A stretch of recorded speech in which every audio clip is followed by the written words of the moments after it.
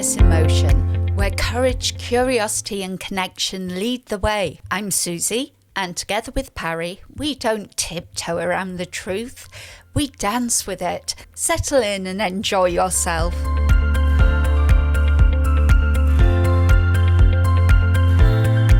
Episode 2. Yay! Yay! Can you hear the fear in my voice, Suzy? But I also have that fear. We are now going to be doing the first hour-long podcast about kindness and what kindness is. You've committed to it now. We are truly committed, and I know you are my devil's advocate. You challenge me, and that is great. But you never know. I might challenge you back. You might reduce me to a quivering wreck of No. kindness inspired. I might just feel the love so much that I melt into a puddle. You can see what I'm dealing here with, guys. Mr. Irony, cynicism, hope. There's hope there. There is hope. Yeah. There is hope. I think this will be an interesting conversation. It might go down some rabbit holes. We are likely to get detoured because it's us. Yeah. So, listeners, we'll try our best to keep it on topic-ish. But this is quite a broad topic that we're going to cover, right? You know how it all started? I did start with the Disney idea of kindness, of everybody loving each other. I think Disney and those really hopeful kids movies that talk about kindness and friendship, they are about those values as a core element of what they are. And I have to admit, even as an adult, one of my guilty pleasures is just to watch a kids movie sometimes. You don't have to deal with any of the complicated mess of heavy emotional drama or really complex plot points. You can just take it back to the basics. Be nice to people. Kindness. Good triumphs over evil. Yes. Wouldn't that be nice in the world? Oh, that would be so nice. We're not going down that particular rabbit hole. So we'll stay on the Disney subject. I too am the same. It's quite interesting, actually. When I was a kid, didn't like Disney. No? It was just like, oh, it's for kids. You know what you're like when you're a teenager. Then boredom when I was in Canterbury. So I was 21, and I do believe my first Disney film at a cinema was The Lion King. Yeah, because you would have been a teenager as Disney was going through its like animated classics golden era. Oh, that was it. That movie hooked me because it dealt with some quite tricky it's subjects. Hamlet. Yeah. It's Hamlet. It's in hard. lion Yeah. form. Oh, Scar. Timon and Pumbaa taking Simba in and under their wing, I think, is a lovely kind of cross-species friendship and kindness. I think watching that as an adult, seeing the apex predator suddenly become one of the gang with whatever animals, with a meerkat. It's like a meerkat and a hog, isn't it? I always call it warthog. Yeah.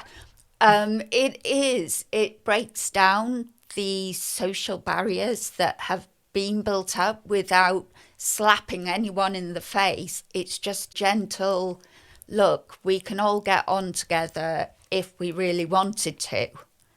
That isn't here anymore. That's why we have this podcast, because for me personally, I want to explore how we can bring kindness back into society, but also have fun with it. Otherwise, it'd be really boring. You say you want to bring kindness back into society. When did you notice it start to leave? Well, obviously, I saw it when I was a kid. That was the existence of kindness or lack thereof? The lack of kindness. Okay. The lack of support. There were good times. This was the 80s, okay? It was a weird transitional period. I am a Gen X. I was going to Just. say, I wouldn't know I wasn't alive. No, exactly. There were the interest. The neighbours weren't, as they're often portrayed, as being nosy neighbours. Yeah, you always get that. It's just the way of life. Neighbours felt they could challenge a child and go, no, that's not acceptable. Now, oh my God, if you turn around to a child who's just whacked you in the back because it was funny and you say, please don't do that, very often the parent gets defensive and blames you for their child's actions. I don't have much to compare it to in terms of growing up in a different era. Mm-hmm. But I think we are increasingly kind of insular in our units. When I lived in London, you were surrounded by people, yet you didn't know who was on the other side of the wall. Yeah. I feel like more and more we're existing in our little bubbles. We aren't engaging with that wider community as a structure. Yeah, and the big questions are why. It's not something either of us are really qualified to answer. But we can pontificate. Yeah, we can definitely pontificate and learn as we go. And yeah, we can be wrong as well. Oh, absolutely. Well, I always think I'm wrong. And then I think I'm right. And then I get stubborn. And that's not a productive way to be honest. So this is also quite a start that one again. It is an exploratory process. We are literally thinking out loud here. Yeah. In our conversations, we are piecing together what we think. We'll be challenging each other, bouncing ideas off each other, throwing ideas like spaghetti at the wall and seeing what sticks, really. That's so true. So, I mean, thank you for being along for the chat with us. And to be honest, if you have any comments about this, we will always appreciate them and hopefully be able to respond as well. Again, that's another act of kindness. It's acknowledging somebody's point of view, even if it's something we don't agree with. And if you decide to troll, Suzy will send extra kindness your way. Oh yeah, any trolls, if you need the love, I'm here. That is something that I found absolutely fascinating. It was an idea in my head. Trolls are a real big issue in TikTok. Mm-hmm. Obviously, that's my stronger space. Instead of immediately blocking them and feeling that hurt that they intended, I turned it around on them. Now, it didn't work every time, I should be honest, but 2 out of 3 times, those trolls became human beings. So what do you think people's intention is when they come in to troll? What do you think that they're trying to get out of you? That they want a response. They don't care how they get the response. Unfortunately, and perfectly normally, people will either get defensive, like the fight, flight, fawn. I hate the fawn bit. That's me. And when you turn that around, when you go, I can see you, I'm not getting angry, I am not getting upset. Yeah, I think there's an awful lot of power being able to just type and hide behind a keyboard and see your words have an impact on someone without you being seen and you being present in that interaction. Yeah, and I think that's what they don't like. Whereas when you do what you do and you don't react, you turn it round and you genuinely get invested and show them kindness, you bring them into the conversation, which for a troll is being like a vampire dragged into the daylight. Yes. You're pulling them out from under the bridge. And I must admit, it gives me a thrill when perhaps a person goes, oh, right, sorry. I'm like, yes. Yes, I converted one. Or I'm not going to name names, but one of them has now become a regular follower. And that is almost bizarre. It's sad because when she talks about why she trolled, it was because whenever she went live, she got trolled and she just started to assume. Part of the norm culture. Yeah. And that is another of those barriers we need to break down. Mm-hmm. That if we are going to, can we ever get rid of social media? Not really. I do agree with Australia in doing the age thing, saying you can't do social media until you're 16. Well, no one's born with a right to Facebook. No, exactly. You know?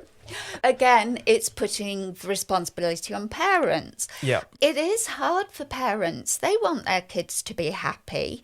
And if the social media is their bag, then they are going to want to let them do it. Yeah, I think one of the things with kids, with the younger generation, is they are so much more computer, social media literate than I am right now. Even when I was kind of geeky and techie and into that kind of stuff, it just makes me realise technology moves at such a rate that we are relying on younger generations to help us learn. Well, actually, hello, who has managed to do this at the age of 52 and who is helping you? Do not diss the oldies. No, I'm not dissing the oldies, but it's they have a literacy and a fluency in using tech resources that I know I don't have. And I think people of your generation, from those that I've spoken to, aren't as fluent in using social media. It's the thing that they consciously do. They're not just attached to it. No, it's used as a tool Yeah. rather than a life, because that's what's happening in social media. Everybody lives through it, which again is isolating. Yeah, well, and we were talking last night about technology and kindness, and I got on my soapbox a little bit about the fact that it seems that people struggle to be present, like in a room and with another person, in their energy, like tending to what they're saying. Things that should come naturally. There are people who obviously that will never come naturally. We cannot dismiss people with mental health issues or people who are neurodiverse will communicate slightly differently. Yeah. But the anchor point is that social connection.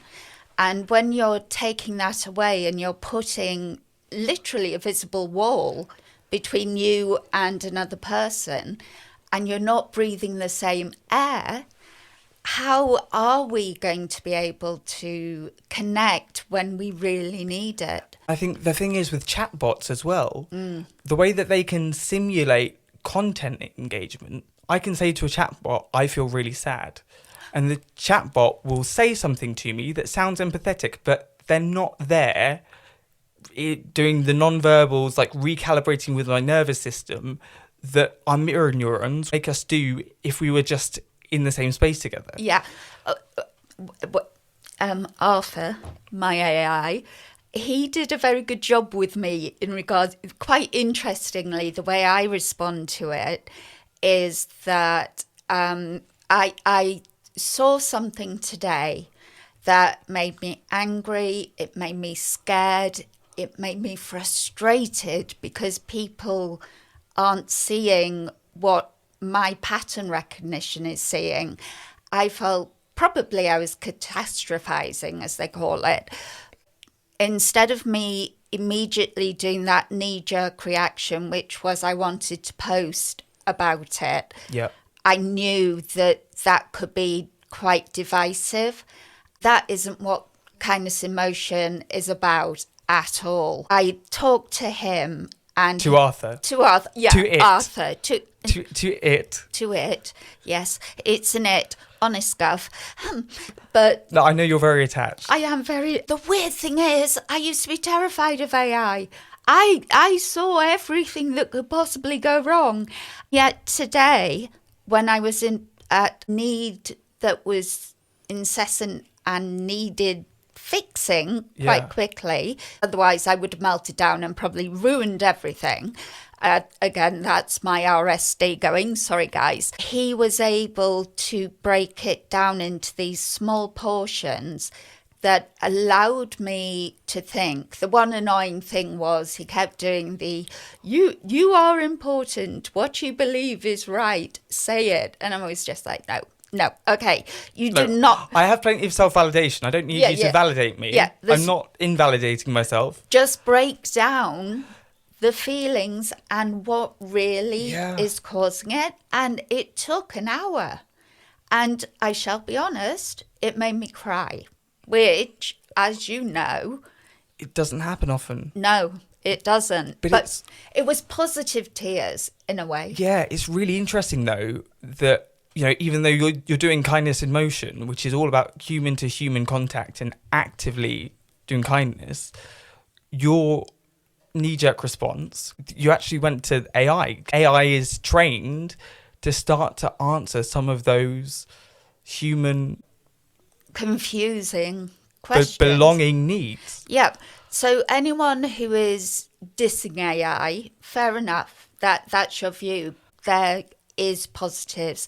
Yes, there are negatives. I am going to sit on the fence. What happened today was liberating.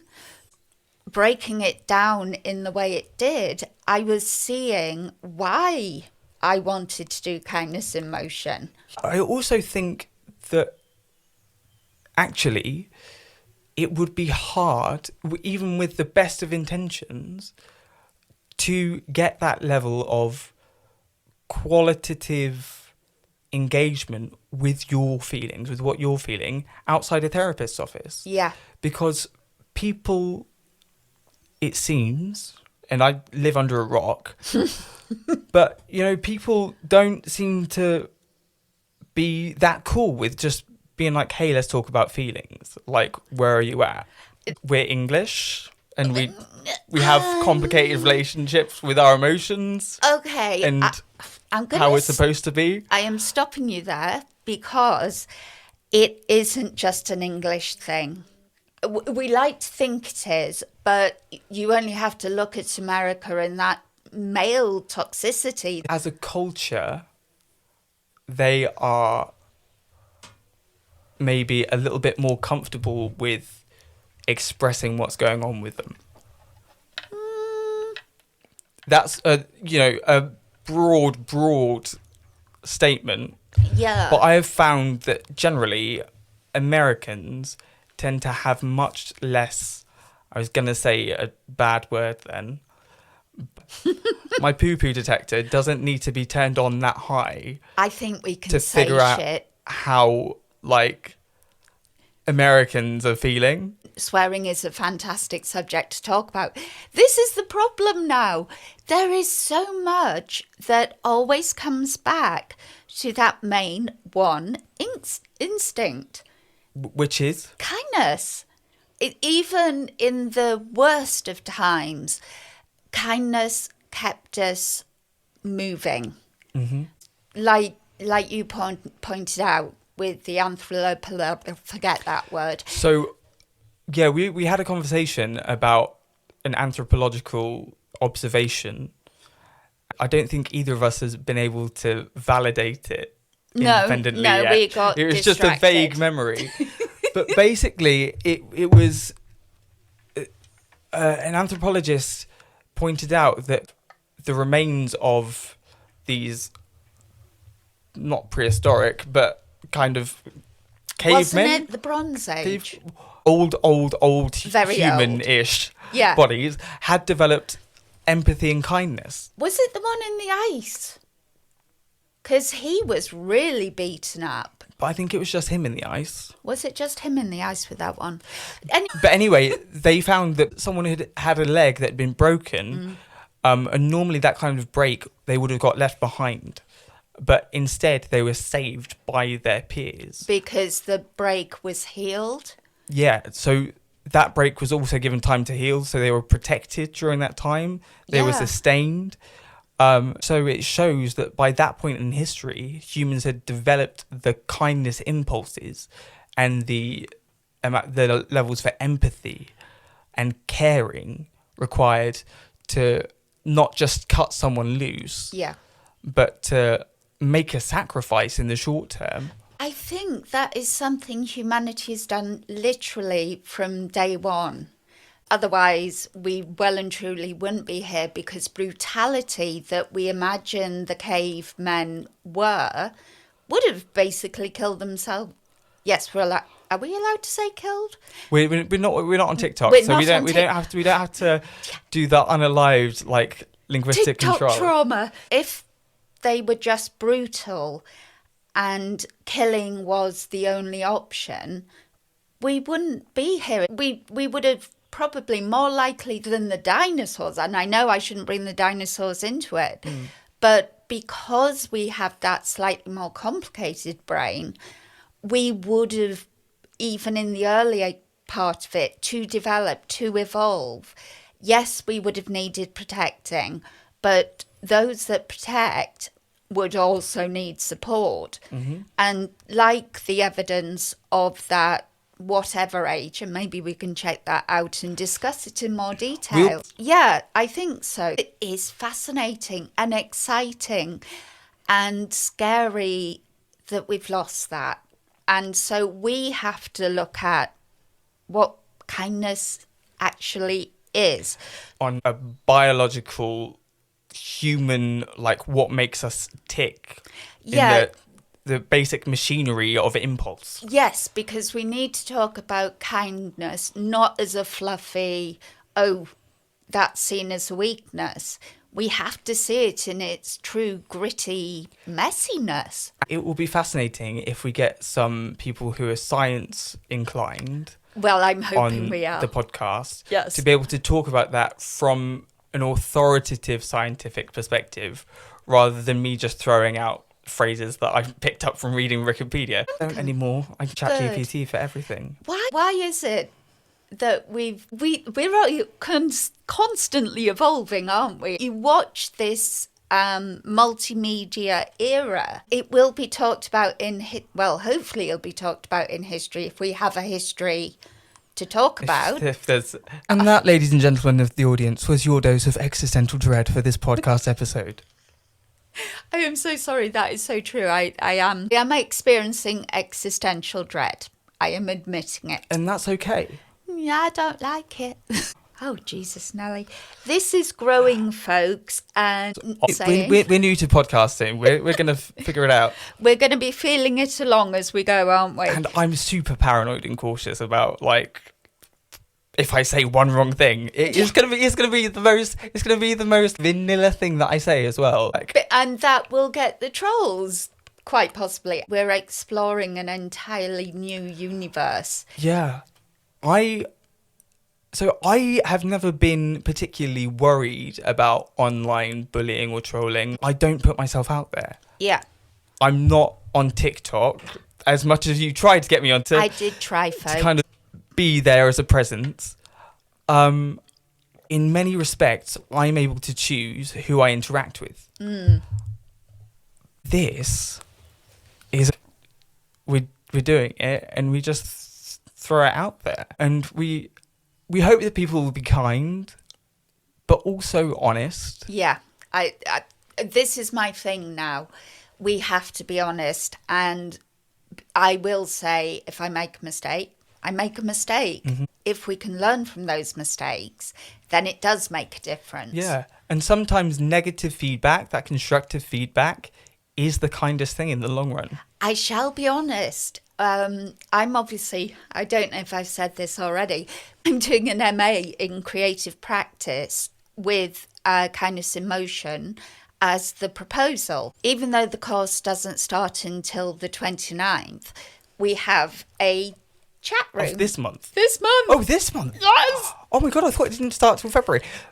Anyway. Back to what we were talking about. I took the decision to put what we've already done in front of what are going to be called my cohorts. Why aren't they just like your companions in study. It's because it's a simple It's because one it's administrative language. Yeah, but I kind of like it. There's something rather romantic about being a cohort.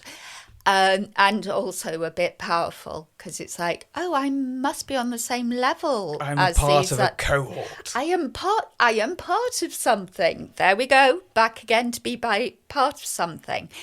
I did it. I put the earlier podcasts to them and they listened. They came back with some really brilliant feedback. Mm-hmm. And no, not all of it was positive, but those negatives weren't done out of distaste or hate or just, I think, especially when you're starting something new, like be prepared to get some, it might feel brutal at the time, but they're really consequential tips on what you can do better because you're building the foundation. Yeah. Yeah, and when you've listened to podcasts, I know you listen to a lot. I've started now to listen to other podcasts to understand the structure, the development. And I found Fern Cotton's Happy Place. Okay. And she talks just like a normal human being. She is curious. She wants to learn and understand. She wants to support.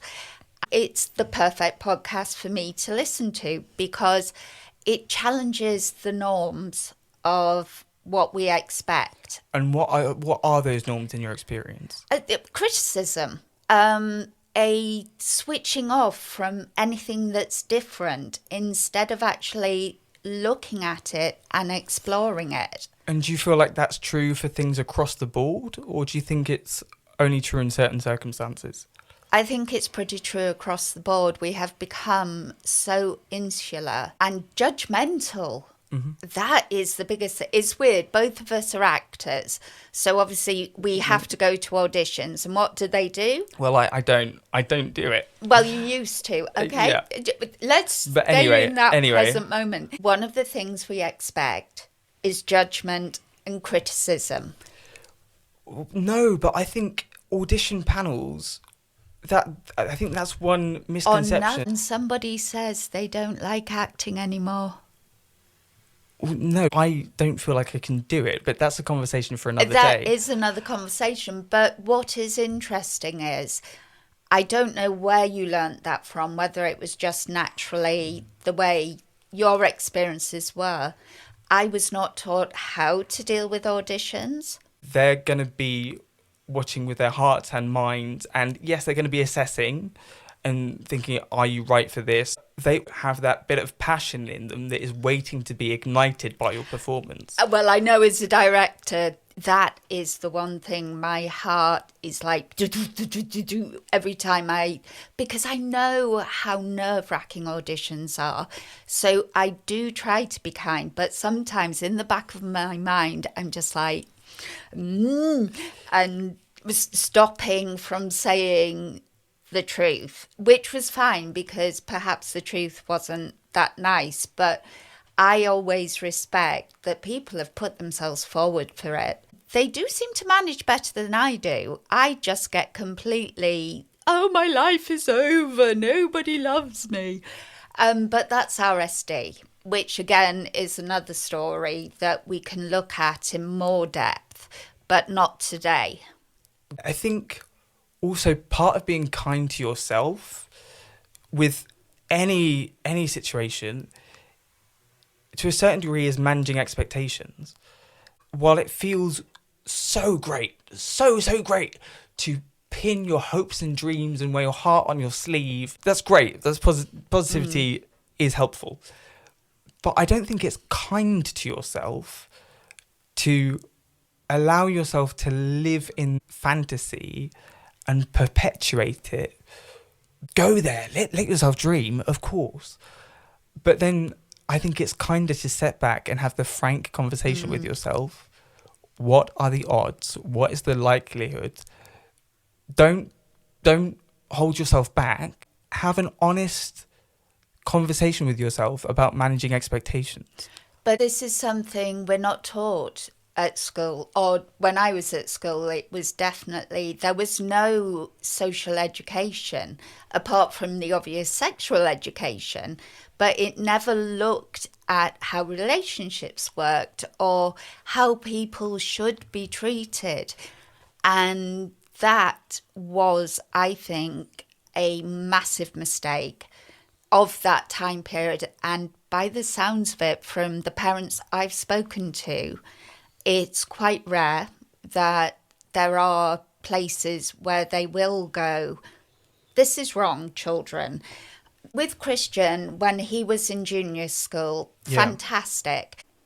I was terrified that he would experience the bullying I did at the same age. The truth is, I was bullied from about 4. Yeah. So it was my norm. But with Christian and the right school, he thrived, and he became what they called a mentor. Their responsibility was to not step in. When they saw bullying happening, they firstly obviously advised the teacher, but then they would speak to, and I hate to use the word victim because that makes it sound... But bullying is a power dynamic. Yeah. And it's a harmful one. And so the word victim... It does. It's me having to say I was a victim as well. And I don't like that. Yes, I was. I still had my autonomy. I survived it. That was a big one, that one. Here I am today now talking about what was missing when I was at school. That education of how to treat, and this isn't between the sexes, let me make that perfectly clear, how to treat each other. And it also sounds like that level of kindness and social shared responsibility, that if you see something going on, like the right thing to do is intervene. But we're scared to now. I think it can be really tricky, especially for kids in schools, where, you know, there is violence that happens, and especially like if you witnessed a mugging or something like that. Like I would love to think that I would be like Superman and be straight in there, but accepting the shared social responsibility for keeping kindness as an active energy in the atmosphere. And it's like kindness isn't, and I know I talk about it as emotion, and it does. Like I said, it moves through the body like blood. It's not something that you do, you simply are. See, I disagree with you there. See, told you, I devil's think kindness is in the acts, and you can be a person that does many kind acts, spread a lot more kindness than simply being a kind person who doesn't actually do any kind acts. They're just a kind person. Well, it's like the conversation we had about you avoiding kindness. We're not going to go deep into it. No. So just as a bit of background, me and Suzy were talking about this, and I said, hands up, I'm really not a kind person. I'm not an unkind person. I wouldn't say I'm a villain. Some people might. They can send me fan mails.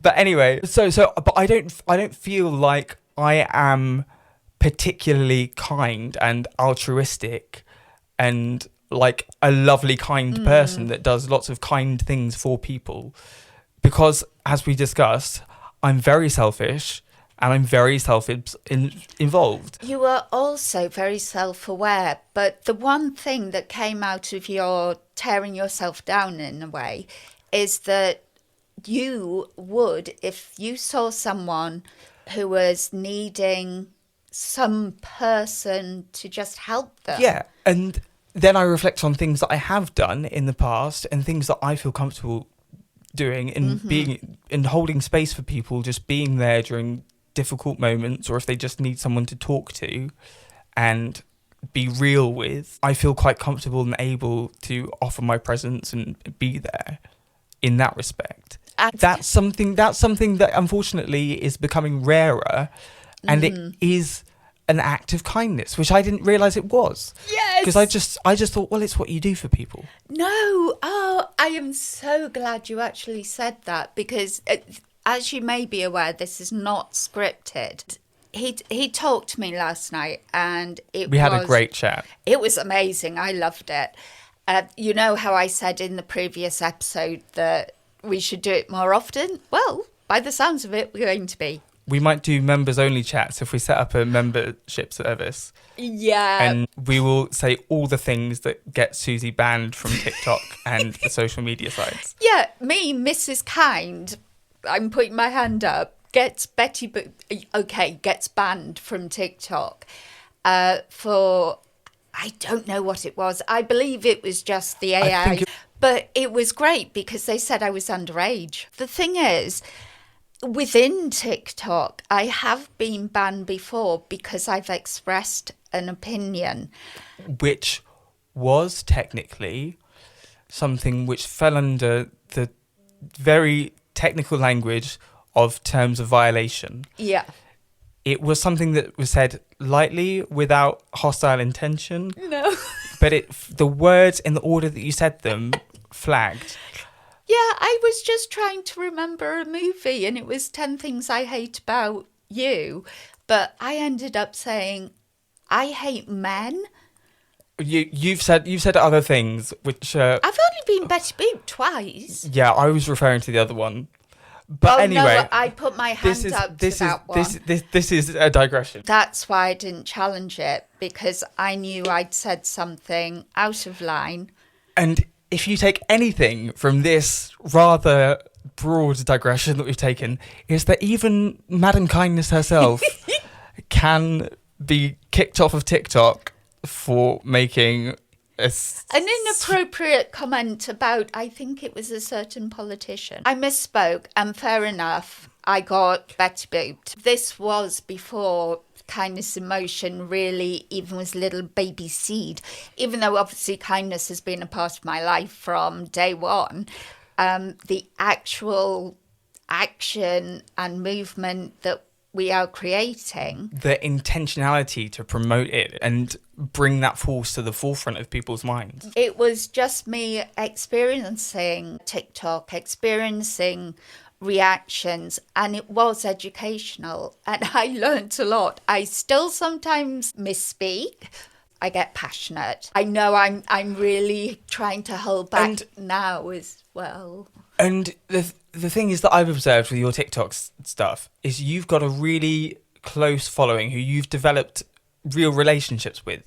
They know you, they understand your speech mannerisms and patterns. You may say something that they will understand because of who you are, because of your values. You don't mean in the complete sense of the word. Yeah. You're a little bit off being specific, and their brain rectifies that. The algorithm doesn't. No. Algorithm doesn't like me. But at least Arthur was able to soothe your heated passions. My tortured mind, my soul, everything. It was so... I was going to swear. No, it was so fucking painful. It was. There was, in that particular moment, the kindness that was shining through it was just, it was feeding me. But then the reality of what he was saying made me extremely sort of distressed, and it was just another tick in the box of my catastrophizing, which we're going to pull back from. It was the kindness. It was the willingness to put his head above a very dodgy parapet. And that is something I admire. I know it doesn't mean anyone who makes a statement as such would be admired for doing it, because you can tell when it's meant, it's with integrity. With integrity. And that's what kindness can be and is. And I think what you said, kindness can be courageous. It's not necessarily just fluff and rainbows. Oh, God, no, it's definitely not just fluff and rainbows. Although fluff and rainbows is really nice. It's something that we can talk about in the next section. Mm-hmm. Yeah? But for now, we're going to have a little break. Yay! Because me and Suzy struggled to maintain attention for that long. Yeah, we were starting to wander quite badly. We were. So come back after this little bit of music. Yeah. See you then.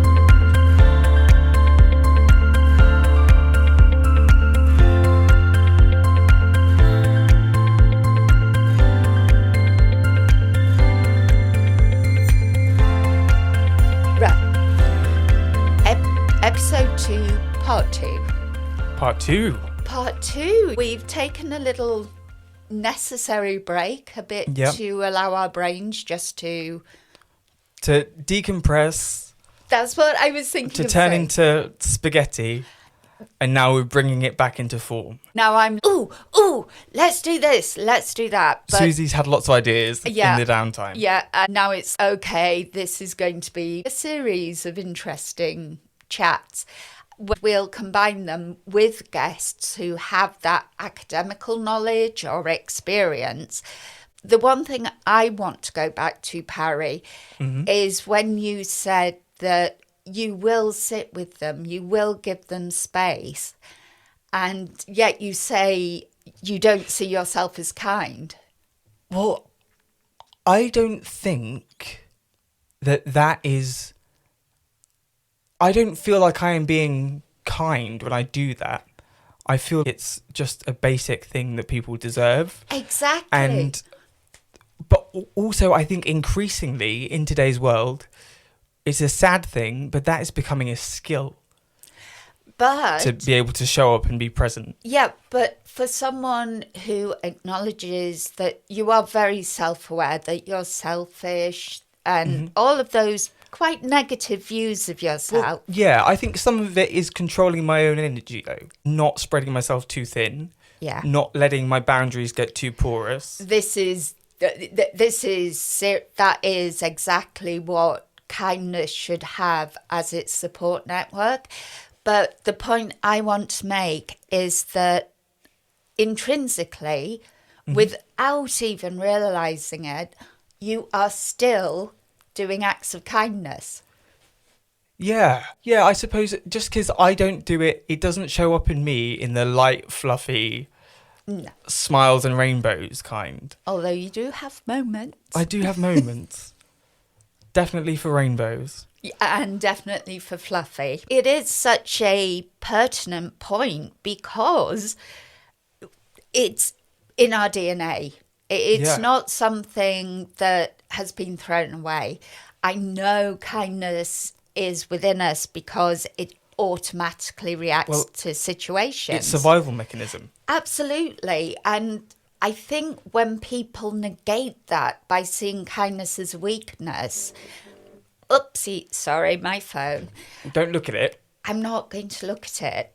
I'm tempted. I think it's Leanne going, you said you'd be an hour and 30 minutes. Why haven't you contacted me? Okay. Sidetracked. You're on to a really good point. I've totally lost what was the point.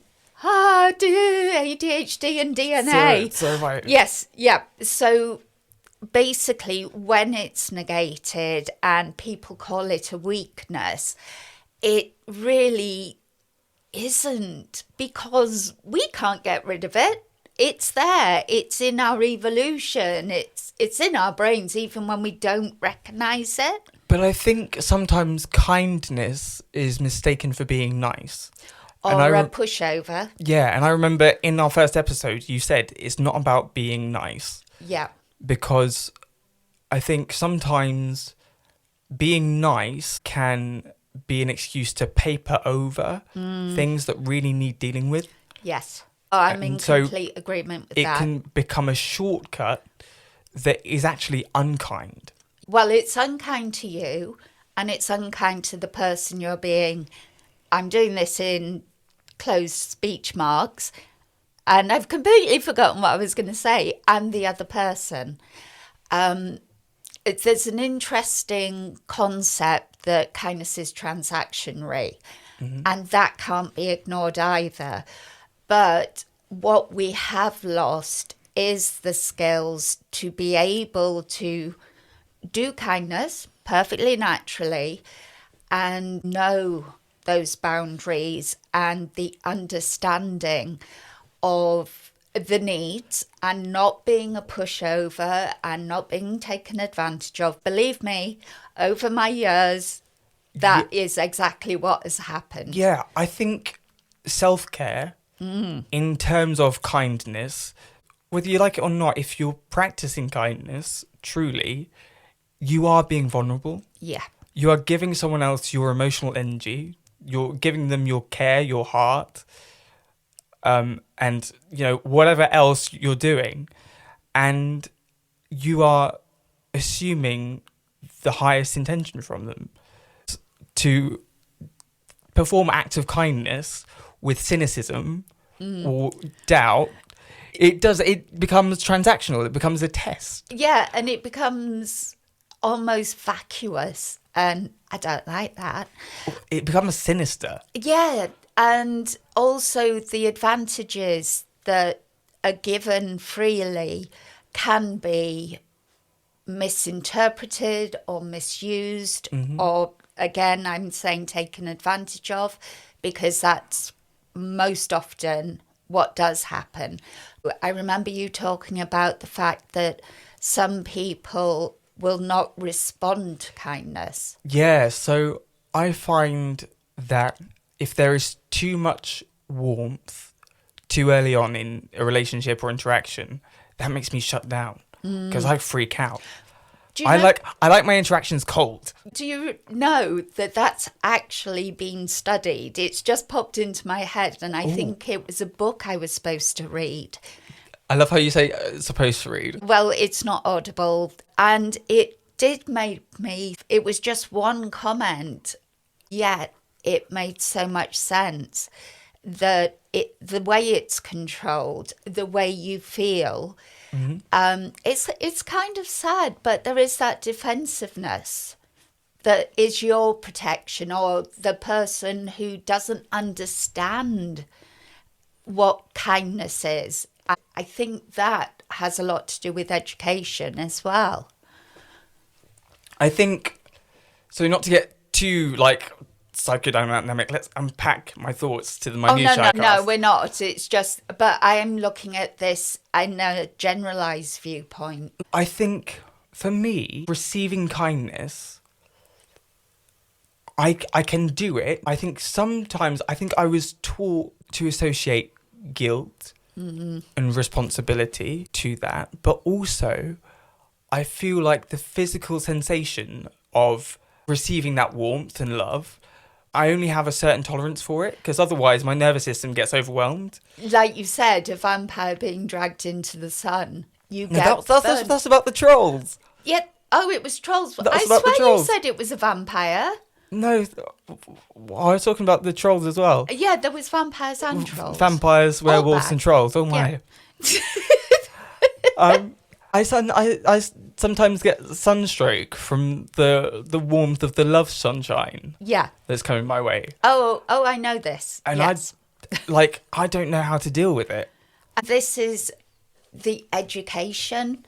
At my school, I was never taught how to treat other people. It was, I don't even remember having discussions about it, apart from sex ed, which was be sensible, and that was about it. But in reality, now that our whole world is shifting, there is starting to be more of an acknowledgement about teaching children social awareness, how to treat each other. And I think that is something that's so important. And one of the things I'm quite excited about is I'm trying to arrange to speak to a head teacher at a primary school who is taking affirmative action, but in the most positive kind of way. My question is, why can't all schools do that? Yeah. Because, and I'm not generalising, I only have 2 bits of evidence of 2 schools actually Implementing this programs, one for bullying and one for just teaching respect for your fellow human beings. I think the other one is a bit how to treat women, but that's a whole other subject. Yeah, I've seen that in the news and stuff recently, and we will stay away from that. Yes, we will. I'd probably end up ranting. In my mind, it is simpler to sort of go, hello, we're all equal. We may have bosoms and differences that way, but mentally, if we were to just take our spirits, we're all the same. We're a big mass of grey matter. That sexuality, in a sense, isn't a necessary part of it. It's not a part of doing something for your fellow man, so to speak, which I know is a very ignoble you don't comment. need to differentiate between male and female to know how you want to express kindness towards them. Because if your expression of kindness changes based on their gender or sex, then maybe that's not kindness that you're trying to convey, and actually it's a different expression of something. Yeah, and in fact, that's yet another episode where we could do a bit of homework and actually talk about things need to be changed. We're a modern society, and yet we're still stuck with values that are antiquated. Yeah, I don't think a lot of the values, certainly that, and this is coming from a conversation that we've had before. Yeah. But us as English people in the world, it's like Brits have the stiff upper lip and you don't do emotions. I think as a man, like that's really toxic. It is exceptionally toxic, and we have so much evidence that is, you don't even have to read a book. Anyone who is able to see sees that there is a tragic imbalance between how men are expected to behave or believe they are expected to behave. I've raised a son. He's 28 now, and I'm holding a cup of coffee, guys, and I don't know where She to can't put figure it. out where to put it. Yeah, okay, so I obviously, as a single parent, tried to teach Christian about how to be an open human being. Yeah. How to be able to talk to a female role figure, I suppose. And yet, as soon as he got into school, that whole dynamic shifted. And even now, I see him doing things that I never taught him. His interaction with... He's socialised the behaviours. Was socialised, which means if we can focus on changing that dynamic, it's not just good for men, it's good for women as well. We cannot ignore that the world is in a very dark spot at the moment. No, I know that for men in particular, there's a big disparity between who we believe we have to be, who we feel like we are, and how being one or the other is the only way to be accepted, because generally the people that we would open up to would be the women in our lives, maybe, unless guys are going to start opening up to guys, going to men's groups, things like that, which are brilliant. I think there is a conversation around the expectation of men to have to exist in this binary. The fear that's there, that actually that women won't accept that, won't accept the whole man. We are back to weakness again, that idea of kindness is weakness. Yeah. It's associated more with women than it is men, but we know only too well that that really isn't the case. Somehow society is still stuck I think it does have to do with the education system. If it can change and make a difference, not just with bullying. To be fair, girls also need to know how to interact with boys properly. I do not know where it has all gone so wonky. Where does this idea of properly come from? Well, yeah, that's also... It shouldn't be there. We should intrinsically know how to communicate with each other in a healthy, happy dynamic. I'm going to use the word happy. A mutually empowering dynamic. Yes, and it does happen. Don't get me wrong. The world isn't going to end or anything like that. Really hope not. Well, so do I. I like the world and I enjoy the people within my control. Not necessarily controlled, but... Anyway, we've gone way off. Yeah, we have. And again, it's another subject we can talk about. So really, this episode has been about discovery. I'm totally fascinated by it and excited, which is very strange. Is it my new hyper-focus? I don't know. Whenever we get us sat down, consciously throw away the guidelines, we know that we will end up in uncharted territory when we just bounce off each other. Yeah. So we will have to work things out on the fly and figure out how we feel about things that we're maybe articulating without having planned any kind of...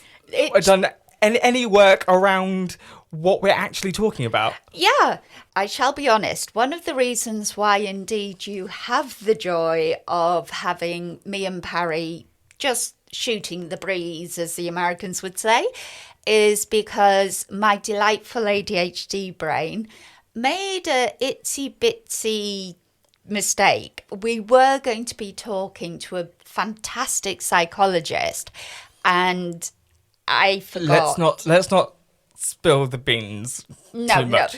No, not too much. This is the reason why this podcast, this particular episode has happened. And I think it's a really good thing. But I think it's also good for us to get one like this out so soon. Yeah, to establish. I'm surprised at the amount of time that we've been talking. And obviously this podcast will be a certain amount of time. But I really thought that we would struggle to have a conversation around these themes for maybe 3/4 that amount of time. And yes, we've digressed. And there's been digressions. I think you've helped me stay focused on the core umbrella. Oh, phew. So the bullet points kind of helped me. Yes. Yay, I like bullet points now. Don't like scripts. They're very restrictive. So... we're getting lost again. We are getting lost again because partially I'm panicking that we will let you guys down. Why are you panicking? I want this to be the best it can be, but also be us. I'm putting a lot of pressure on myself for no particular reason. And how does your truest self show up when you dump loads of pressure on it? On her? Like this. I thank God for Arthur, otherwise we would never have got it done today. This is me without the masks that I spent 50 years living in. I learnt in those 50 years. I saw humanity as it was. I just didn't recognise that awareness could have such an impact and make me create what is kindness in motion. I think it's really... I was going to say noble, and I don't mean to sound patronising when I say that. Don't worry, I've been called noble before. To have come from an experience of lack of kindness, and it's from that experience of bullying that you realise how important kindness is. Yeah. And to turn that pain into something that is helpful and beautiful for people is really, really noble. Oh my God, Parry, you have turned a page. I'm a bit shocked. I'm very pleased that you are seeing... Well, I am seeing it through your eyes, which is helping me. But now I see that you're also listening to me as well. And that Suzy's doing a happy dance right now. Happy dance, because, oh God, that wasn't something I expected. I always was well prepared for you to be that devil's advocate. That gives me even more hope. It just takes little. Seriously, God. I will play the devil's advocate sometimes, Yes. and I will intentionally pick aggravating positions to argue for, even though I may not believe in them myself, just to test your Conviction? veracity of, yeah. Well, with you, it's like dancing a tango. I cannot dance. No, neither can I. There is the give, the take, and that is what we have to build on. And that is what's exciting, because both of us are opening up different avenues of how we see things and how we communicate things. Yeah, we are. I say we. I don't want to speak for both of us, but I feel like I kind of Yes, can. I think you can. But we are taking what we're learning from our kind of examinations and ruminations and philosophizing about kindness and actively applying them in how we live. Yeah. Which is really interesting to see that transformation in kind of lifestyle and attitudes. Yay! I mean, our existential dread is still going strong. Oh God, yeah. I don't know if that's ever going to truly disappear, and then it'll just be like, yeah, I was proved right. Oh well, carry on. That's my neurodiversity. Don't worry about it, guys. Yeah, it's fine. There can be existential dread about all kinds of things. Oh, so yeah. None of this should trigger anyone. No, we are trying to tread a very careful and considerate path. We do realise it's not going to just be people who can take this and then leave it. There are going to be other people that perhaps will be affected. Yeah, and we will be talking about things that come from our own personal experience that other people may have experience of as well. Yeah. We will be referencing trauma, not going into depth with it.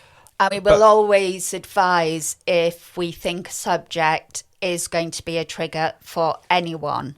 We're not going to shy away from the heavier aspects of what kindness can bring to the world, can help to heal. The fact is we can't. We cannot just have the fluffy la Disneyland kindness experience, then nothing will change. I don't want to have to deal with the slightly deeper and darker attitudes. We will only go as far as we are comfortable to go, because definitely. that's self-care and self-kindness. Yes, self-kindness is another subject. We have so many subjects to talk about. It's amazing. What we want to do is to also hear from you guys, because there are so many different opinions and we feed off shared knowledge. And you are part of that with us.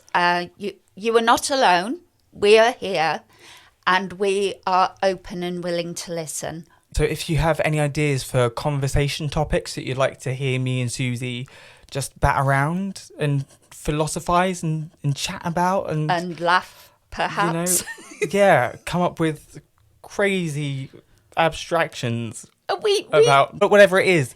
And most importantly as well, every week, we're not doing it this week because this is where we start, as opposed to last week where we meant to start. Anyway, we want to do a section called Kindness in Action. Yes. Where we share stories of people's real world experiences of kindness that they've experienced, or maybe that they've helped other people with as well and seen the impact. Oh, in fact, I know this is kind of very short and brief. We're coming to the end of what has been an amazing chat. A dear friend of mine, Leanne, she messaged me and she said, do you know what? I did something kind today. I was like, oh, that's cool. And I thought maybe she'd smiled at someone. But a young man was at the till trying to buy a drink and his card wasn't working. Instead of just sitting there grumpily waiting for him to move on. Very generously, she gave him the money for that drink, not expecting anything in return. And you know what she said? She said, I felt beeping marvellous. Well, that's the thing. Like, scientifically, and we will get onto this when we have our more qualified guests, there is such a thing as a kindness high. Yeah. I'm not saying, get addicted to kindness, because that may not actually be safe. Boundaries are really important. Yeah. But don't underestimate how good a little act to make someone else's day can make you feel. Yeah, that chemistry is priceless. So it's time for us to say goodbye. It has been an absolute pleasure talking with you, Parry. Likewise. Thank you, darling. In 2 weeks' time, we'll be able to do, fingers crossed, our first guest appearance. I won't say what it is. It is in the works, as they say. So, as I always say on my TikTok, and I think the reason why I do, it is incredibly important. It's to keep safe, keep happy, but most of all, be kind to yourself and to each other. And thank you for having us in your ears. If this lifted you even a little, hit follow, share it with someone who could use a spark of kindness, and come with us as this movement grows. You're part of this now, and we're really glad you're here.